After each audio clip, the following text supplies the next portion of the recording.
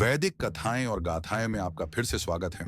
मैं आपका मेजबान, एक साधारण कथाकार। आज हम हिंदू पौराणिक कथाओं में देवताओं द्वारा धारण किए गए अद्भुत और शक्तिशाली दिव्य अस्त्रों का अन्वेषण करेंगे। ये अस्त्र केवल युद्ध के उपकरण नहीं हैं, बल्कि वे ब्रह्मांडीय शक्ति और दिव्य न्याय के प्रतीक हैं।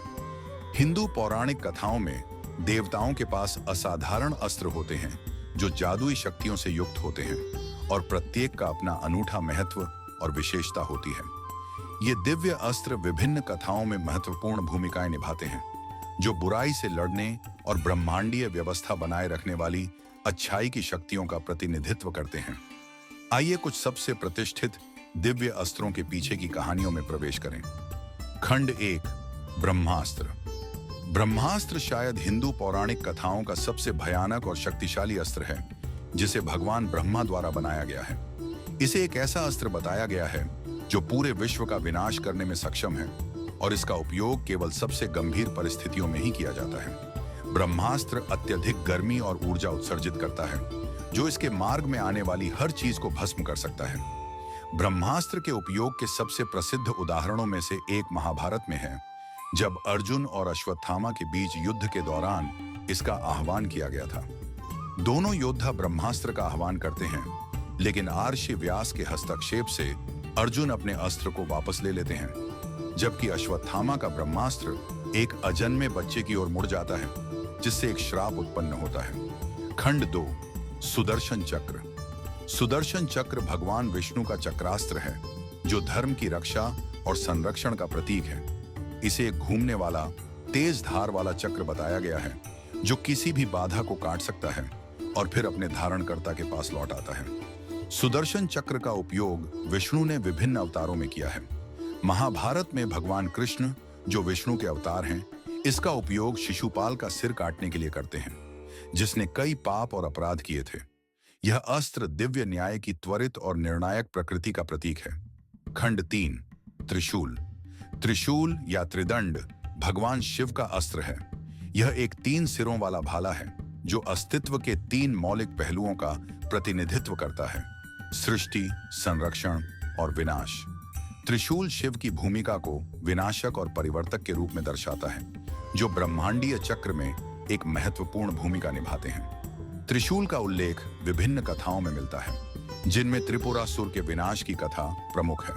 शिव त्रिशूल का उपयोग करके राक्षस त्रिपुरासुर के 3 शहरों त्रिपुरा का विनाश करते हैं, जो बुराई की शक्तियों पर दिव्य शक्ति की विजय का प्रतीक है। खंड 4, इंद्र का वज्र।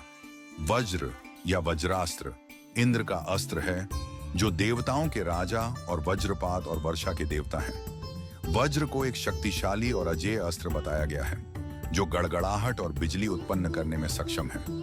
वज्र से संबंधित सबसे प्रसिद्ध कहानियों में से एक इंद्र और राक्षस वृत्र के बीच का युद्ध है। वृत्र, एक शक्तिशाली राक्षस, ने जल को अवरुद्ध कर दिया था, जिससे सूखा और कष्ट उत्पन्न हो गया। इंद्र वज्र का उपयोग करके वृत्र का वध करते हैं और जल को मुक्त करते हैं, जिससे दुनिया में जीवन और समृद्धि लौट आती है। खंड 5, परशु। परशु भगवान परशुराम का युद्ध कुल्हाड़ा है, जो विष्णु के 6ठे अवतार हैं। यह कुल्हाड़ा परशुराम को शिव द्वारा दिया गया था, जिन्होंने उन्हें युद्ध कला में भी प्रशिक्षित किया था। परशुराम ने परशु का उपयोग करके भ्रष्ट और दमनकारी क्षत्रिय शासकों का विनाश किया था। परशुराम और महान योद्धा भीष्म के बीच का संघर्ष परशु के उपयोग का एक महत्वपूर्ण उदाहरण है। अपनी उत्कृष्ट युद्ध कला और दिव्य अस्त्र के बावजूद परशुराम की भीष्म के साथ लड़ाई अनिर्णीत रही, जो भीष्म की धर्म के प्रति अटूट प्रतिबद्धता को दर्शाती है। खंड 6, गदा। गदा या गदा अस्त्र हिंदू पौराणिक कथाओं में एक प्रमुख अस्त्र है, जिसे हनुमान, बलराम और भीम जैसे देवताओं द्वारा धारण किया जाता है।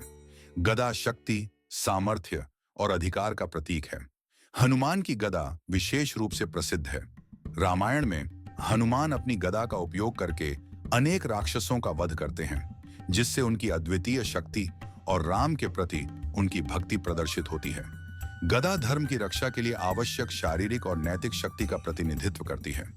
देवताओं के दिव्य अस्त्रों पर आज के एपिसोड के लिए बस इतना ही। ये शक्तिशाली अस्त्र केवल युद्ध के उपकरण नहीं हैं, वे अपने धारणकर्ताओं के दिव्य गुणों और कर्तव्यों का प्रतीक हैं। यदि आपको यह एपिसोड पसंद आया तो कृपया हमारे पॉडकास्ट को सब्सक्राइब, रेट और रिव्यू करें। अगली बार हम देवताओं और असुरों के बीच के शाश्वत संघर्ष की खोज करेंगे। तब तक प्राचीनों की बुद्धि आपके मार्गदर्शन में बनी रहे।